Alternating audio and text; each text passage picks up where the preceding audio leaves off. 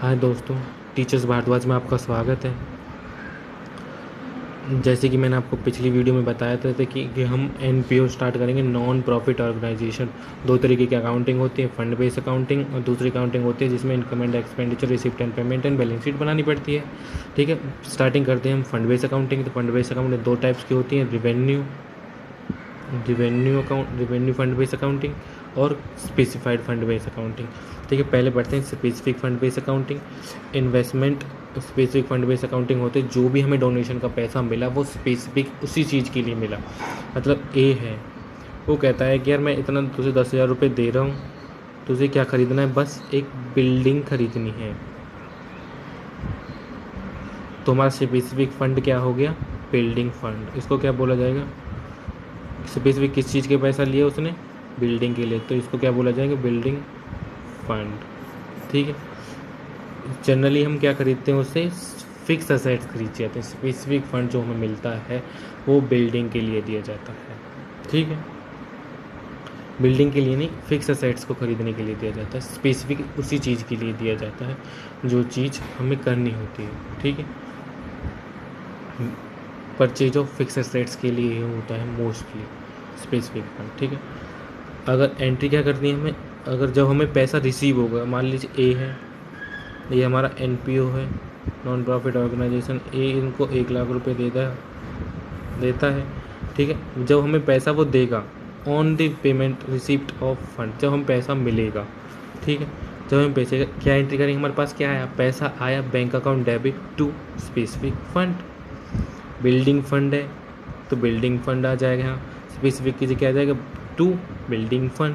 Furniture के लिए दे रहा है तो फर्नीचर फंड, फिक्स असेट्स के लिए दे रहा है to fix assets fund, plant के लिए दे रहा है to plant fund, specific fund. जिस चीज़ के लिए दे रहा है उस चीज़ का नाम यहाँ आ जाएगा। ठीक है, जब हमें पैसा वो देगा।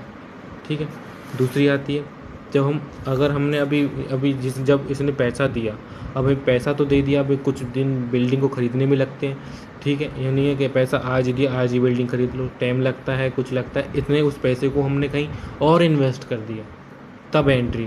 तो क्या करेंगे, ठीक है, ऑन परचेज ऑफ इन्वेस्टमेंट। ठीक है, उसी पैसे को जो हमें पैसा मिला उसको कहीं और इन्वेस्टमेंट कर दी हमने। ठीक है, investment account debit to bank.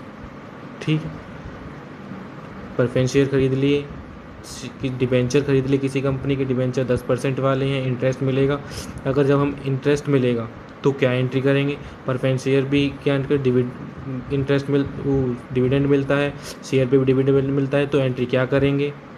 ठीक है, इन पे कोई इंटरेस्ट मिलेगा तो वो जब वो इंटरेस्ट रिसीव होगा तो हम क्या एंट्री करेंगे। ठीक है, इंटरेस्ट रिसीव्ड ऑन इन्वेस्टमेंट।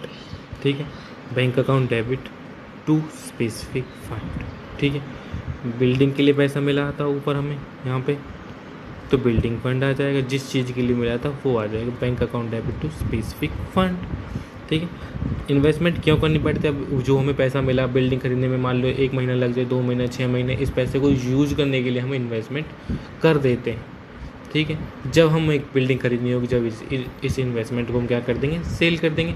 अब उसी बात को पढ़ते हैं, जब हम बिल्डिंग खरीदेंगे। ठीक है,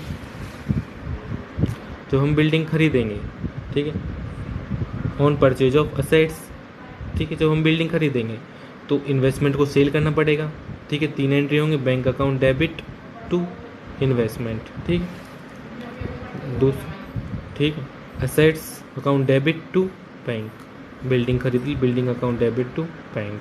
ठीक है, और जो बाकी जितने की हमने बिल्डिंग खरीदी, मान लीजिए 1,00,000, जो स्पेसिफिक फंड था हमारा, बिल्डिंग फंड था, वो किस में कन्वर्ट हो जाएगा, कैपिटल फंड में।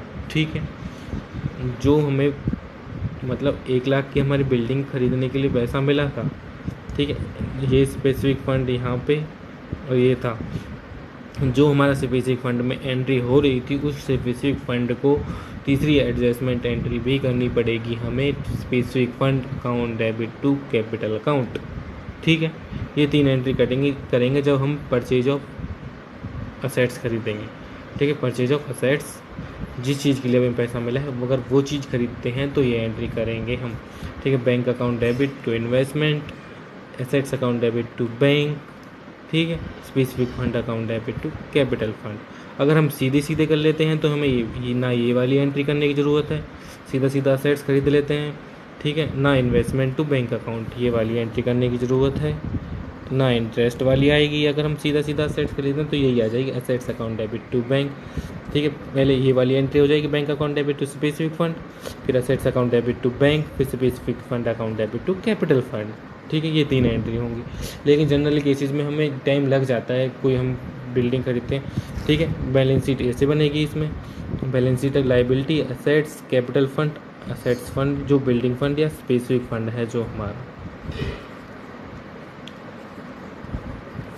हमारा वो, उसके बाद असेट्स जो हमने खरीदी, बैंक में जितना पैसा बचा वो, इन दोनों का टोटल बराबर होना चाहिए। Thank you for watching.